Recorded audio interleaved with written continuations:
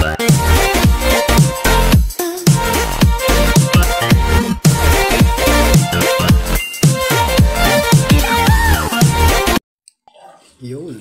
luto naman tayo ng sisig.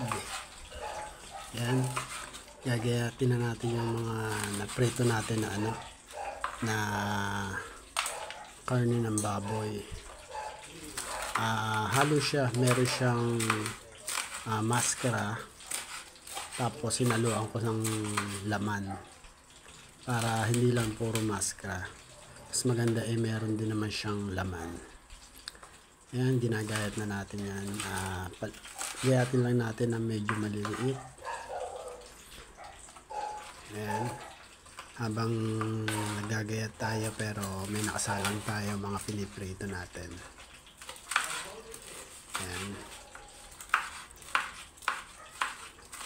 Sarap yan. Ayan. Gayatin lang natin. Litlitan lang natin ang gayat para hindi siya masyadong masakit sa ngala-ngala, malutong siya.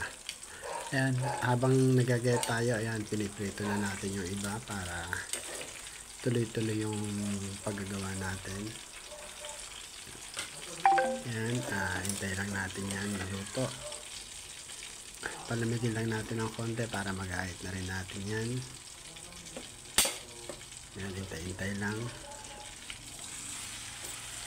Ayan, tapos prito ulit natin yung mga natira pa. Ayan yung maskara naman. Maskara na yan ng pisngi ng baboy. Sarap kasi yan prito. Malutong. Ayan, after natin magayat noon, ayan, marami na tayo nagayat. Gayatin naman natin yung mga gulay.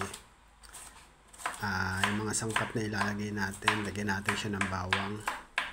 Ayan, gayatin lang natin maigi, pinuhin natin para hindi naman siya bobo. Ayan. After natin magayat yan, susunod na natin dyan yung yung sibuyas. Tapos yung siling haba. Yan lang naman ang lahok nan. Sibuyas lang at saka bawang, siling haba. Madali lang naman lutuin ng ang sisig. Kung pang ulam lang naman, okay na yan. Hindi na natin kailangan ng marami pang lahok. Ayan, tapos na natin gayatin yung bawang. Sunod naman natin yung sibuyas. Ayan, ganun din ang paggagayat ng sibuyas. Medyo pinupinuhin lang din natin ng konti para hindi naman siya masyadong madalaki yung gayat.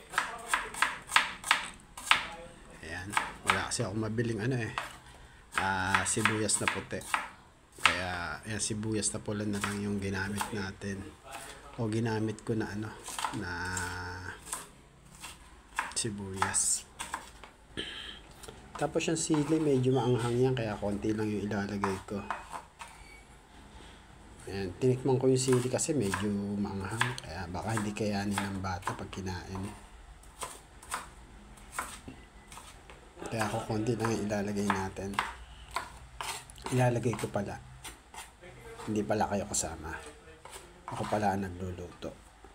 Yan. Yan. Nagayat na natin yung sibuyas at bawang. Susunod ko naman yung sili. Ayan. Pinupinuhan ko lang din ang gayat para maraming tingnan. Konti lang binili ko kasi maanghang Wala akong mabili nung hindi maanghang. Puro maanghang yung nabili ko. Ayan. Tatapos na. Konti na lang yan. Tapos lalagyan ko na lang yan ng pampalasa. Ayan, nagayat ko na yung sili. Ayan. Tapos ilalagay ko na yan. Pagsasama-samahin na yan. Ganun lang naman kadali yung paggagawa ng sisig. Ang matrabaho lang talaga dyan is yung pagpiprito. Ayan. After ko na siyang mapagsama-sama, lagyan ko na siya ng mayonnaise. Ayan na yung pan-dressing niya. Ayan. Konti lang. Lagay ko. 2 kutsara lang siguro. Okay na yan. Ayan. Tapos i-mix lang natin. Mix ko lang pala. Ayan. Sarap na. Ano siya? malutong. Para siyang lechon bagnet sisig. Ako, sarap. Tsak na maraming baho na naman ang uubusin ito. Ayan. Ayan. Tapos nalagyan ko na pala yan ng pampalasa. Nalagyan ko na siya ng paminta, asin. Ayun na lang yung kulang. Hindi ko na na-videohan. Sorry. Nagmamadali, gutom na eh. Ayan, nilagyan natin siya ng pandressing na mayonnaise. Okay na siguro yun.